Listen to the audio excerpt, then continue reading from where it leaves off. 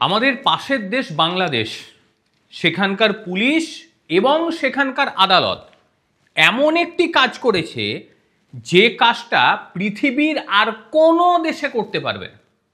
একদম আপনারা হঠাৎ করে ভাবছেন যে আমি বাংলাদেশ নিয়ে হঠাৎ করে সুনাম করছি নাকি। কাজটাই তারা এমন করেছে আপনি না বলে কখনো চুপচাপ বসে থাকতে পারবেন না। আর তাদের কাজের জন্য গোটা বিশ্বের বড় বড় সংবাদপত্র তারা এটাকে নিয়ে খবর করতে শুরু করেছে। এবার ধীরে ধীরে আমি বিষয়টি বলি, তারপরে আপনারা বুঝতে পারবেন যে বাংলাদেশিরা হঠাৎ করে কি এমন করে দিল যা দেখে প্রত্যেকটা বিশ্ব হতবাক হয়ে গেছে এবং তারা ভাবতে বাধ্য হচ্ছে যে পুলিশ এরকম হতে পারে, আইনি ব্যবস্থা এরকম হতে পারে। নমস্কার, আমি শান্তনু, NTVWB-তে আপনাদের সকলকে স্বাগত জানাচ্ছি। এবার বলি বিষয়টা, শুনুন। 7 বছর বয়সী একটি শিশু, আগে 7 বছর, এই শিশুটিকে গ্রেপ্তার করেছে বাংলাদেশের পুলিশ। শিশুটির বিরুদ্ধে কি অভিযোগ শুনবেন? শিশু এবং শিশুর মায়ের বিরুদ্ধে অভিযোগ 4 বছর বয়সী একটি শিশুকে নাকি তারা চুরি করেছে এবং বাচ্চা অপহরণের দায়ে সে দেশের আদালত এই শিশুটিকে ছাড়েনি, মা এবং শিশু দুজনকে জেলে ভরে দিয়েছে। আগে 7 বছরের শিশুও অপরাধী এমন একটি দেশ, তার মা অপরাধ করতে পারে, কিন্তু 7 বছরের শিশুটিকে অপরাধী কিভাবে বানালো? কি অদ্ভুত শাসন ব্যবস্থা ভেবে দেখুন একবার। তারপর এই শিশুটিকে যে তার মায়ের কাছে রেখেছে তা নয়, বড় অপরাধী, তাকে বড় সাজা দিতে হবে। সেই কারণে এই শিশুটিকে গাজীপুরের টাঙ্গিতে অবস্থিত শিশু উন্নয়ন কেন্দ্র, যাকে সেখানকার ভাষায় বলে বালক, সেখানে পাঠিয়ে দিয়েছে। মা এক জায়গায়, শিশু এক জায়গায়। বিষয়টা ভেবে দেখুন। আমি বকছি, আপনাদের অনেকের মনে হচ্ছে, অনেকের মনে তো আবার বাংলাদেশ প্রেম উতলে পড়ে, তারা আবার বলতে পারেন আমাকে যে আপনি ভুলভাল বলছেন।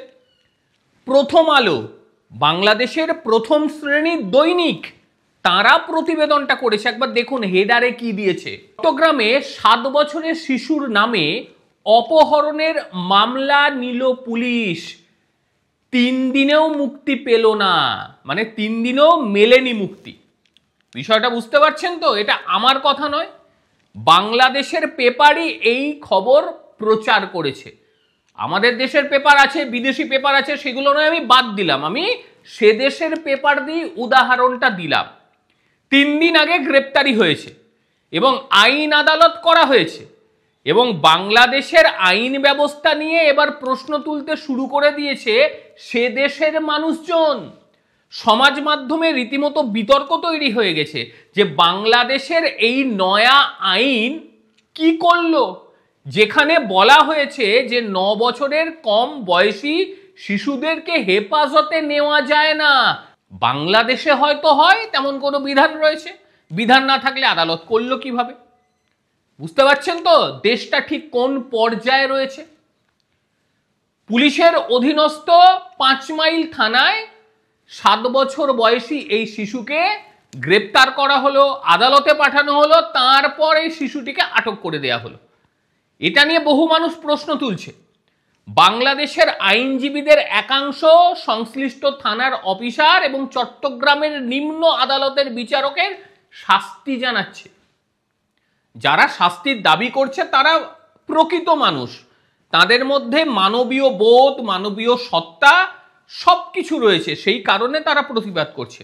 এবার দেখুন, এই প্রতিবাদটা করার জন্য এদের ওপর আবার হামলা না করে দেয়, হতেই পারে হামলা, কিছু বলার নেই।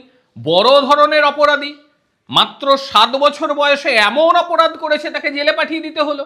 এই হচ্ছে মোহাম্মদ ইউনূসের শাসন ব্যবস্থা। আগে হ্যাঁ, বিশ্বে আর কোথাও এই শাসন ব্যবস্থার নজির আপনি পাবেন না। 5 মাইল থানায় অভিযোগ দায়ের করে চট্টগ্রামের বাসিন্দা আনোয়ারা বেগম। কি অভিযোগ? অভিযোগটা ছিল বছরখানেক আগে চট্টগ্রাম মেডিকেল কলেজে তার 4 বছর বয়সী সন্তানকে নিয়ে তিনি চিকিৎসার প্রয়োজনে গিয়েছিলেন সেখান থেকে নাকি তার সন্তান হঠাৎ করে গায়েব হয়ে যায়, হারিয়ে যায়। যে স্থানীয় থানা রয়েছে সেখানে সে মিটিং ডায়েরিও করেছে এবং খোঁজাখুঁজির পরে তাকে পাওয়া যায়নি। এবং কম বয়সী মোহাম্মদ রামিমকে খুঁজে পাওয়া যায়নি দীর্ঘ সময় ধরে। এবং তারপরে হঠাৎ তার মনে হয়েছে, মানে সেই মহিলার বক্তব্য, যে এই সন্তান এবং তার মা, মানে এক মহিলা এবং তার 7 বছর বয়সী শিশু হাসপাতাল থেকে নাকি তার শিশুকে অপহরণ করেছে। তিনি 5 মাইল থানায় লিখিত অভিযোগ দায়ের করে ওই মহিলা ও সন্তানের বিরুদ্ধে। যে অফিসার লিখিত অভিযোগ নিচ্ছে তাকেও স্যালুট, বাপরে কি আইনি ব্যবস্থা। এবং তদন্তকারী অফিসার একেবারে সেই অভিযুক্ত মহিলাকে ধরে, বাদ যায়নি তার 7 বছরের সন্তানও, কারণ সেও তো অভিযুক্ত। সেই 7 বছর সন্তানকে সে আদালতে তুলে দেয়। তারপরেই শুরু হয়ে গিয়েছে রীতিমতো বিতর্ক। কারণ বাংলাদেশে এখনো তো মানুষ আছে কয়েকজন, কতদিন থাকবে এটা আমার জানা নেই। সেই সমস্ত মানুষরা রীতিমতো প্রতিবাদ বিক্ষোভ করতে শুরু করে দিয়েছে। এবারে আমিনুল রশিদ রবিবার, মানে গতকাল সন্ধ্যায় একটা সাংবাদিক সম্মেলন করে তিনি জানিয়ে দিয়েছেন মামলাটি নাকি তাদের নজরে এসেছে, সেই পুলিশ অফিসারের ভূমিকা নাকি খতিয়ে দেখবে। এবার আপনারা বলুন কি বলবেন এদেশের শাসন ব্যবস্থাটাকে নিয়ে। এমন একটা দেশ যারা বিরাট বিরাট গর্ব করে যে আমরা এই পারি, আমরা ওই পারি, কিন্তু এই জিনিসটা যে তারা পারে বাস্তবিক আমি কিন্তু ভাবতেই পারি না। শুধু আমি কেন, আমি তো নগণ্য মানুষ, গোটা বিশ্বের যারা বড় বড় আইনজ্ঞ রয়েছে তারাও বুঝে উঠতে পারছে না বাপরে কি আইন নিয়ে এলো। এই হচ্ছে বাংলাদেশ, যে বাংলাদেশে 7 বছরের শিশুও অপরাধী হয়, যে বাংলাদেশে 7 বছরের শিশুকেও কোল থেকে তুলে নিয়ে গিয়ে অন্য সেলে ঢোকাতে হয়। এটাই বাংলাদেশ, বাংলাদেশি কালচার এটাই। কারণ বাংলাদেশটা রীতিমতো জন্তু জানোয়ারে ভরে গিয়েছে। আমি কথাটা বললাম, অনেকের কানে লাগতে পারে, কিন্তু আক্ষরিক অর্থে বিষয়টা এই রকমই। এইবারে বাংলাদেশিরা আমাকে বলতে পারে যে আমাদের দেশের বিষয় নিয়ে কেন এত মাতামাতি করছে। মাতামাতি এই কারণেই করছি কারণ মানবীয় সত্তা কখনো দেশের গণ্ডিতে বেঁধে থাকতে পারে না। তোমরা 7 বছরের শিশুকে জেলে পাঠাবে আর অন্য বিশ্ব চুপচাপ থাকবে, এটা হতে পারে না। কথা বলার অধিকার তো রয়েছে, সেই কথা বলার অধিকারের বলেই কথাটা বলছি। আর আমাদের কাছ থেকে তো আমি আগেই বলেছি যতদিন সাহায্য নেবে ততদিন তোমাদের বিষয়ে ভাই নাক গলাবই। পেঁয়াজ গিয়েছে রিসেন্টলি, অনেক পেঁয়াজ পাঠানো হয়েছিল, খেতে পাচ্ছিল না। এখন দেখুন তাদের মুখে আর কোনো কথা নেই।